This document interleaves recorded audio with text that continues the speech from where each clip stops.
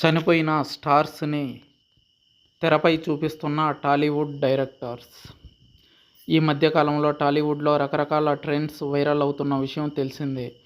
అందులో ఒకటి చనిపోయిన మన పాత హీరోలను మరోమారు ఇప్పటి టెక్నాలజీ వాడి వెండి తెరపై చూపించి దానిని ప్రమోషన్ చేసుకోవడం.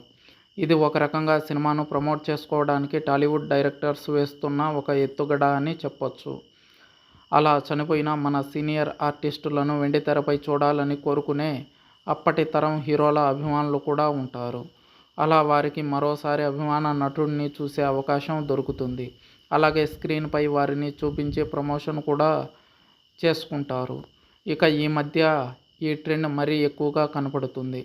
మరి అలా తెరపై కనిపించిన అలనాటి స్టార్ నటీనటులు ఎవరు అనే విషయాన్ని ఈ ఆర్టికల్లో తెలుసుకుందాం. అప్పట్లో యమదొంగ సినిమాతో రాజమౌళి సీనియర్ ఎన్టీఆర్ను తెలుగు తెరపై తొలిసారి గ్రాఫిక్స్ వాడి ఆవిష్కృతం చేశారు. అలా ఒక్కసారిగా సీనియర్ ఎన్టీఆర్ను అలాగే జూనియర్ ఎన్టీఆర్ను కలిసి చూడడంతో నందమూరి అభిమానులు అయితే పండగ చేసుకున్నారు. ఇక విజయ్ హీరోగా నటిస్తున్న తన తదుపరి చిత్రంలో ఇటీవల కాలంలో చనిపోయిన హీరో విజయకాంత్ని చూపిస్తున్నారు.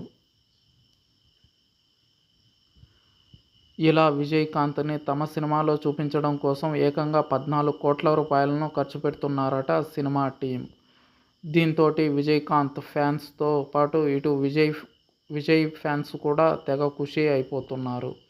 అలాగే హీరో విశాల్ సినిమా ఆయన మార్క్ యాంటోనీ చిత్రంలో సిల్క్ స్మితను ఆర్టిఫిషియల్ ఇంటెలిజెన్స్ ఉపయోగించి దర్శకుడు చూపించే ప్రయత్నం చేశారు.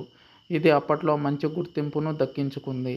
ఇక ఇండియన్ 2 సినిమాలో సైతం డైరెక్టర్ శంకర్ ఇటీవల చనిపోయిన కమెడియన్ వివేక్, నడిమిడి రవి వంటి వారిని చూపించే ప్రయత్నం చేశారు.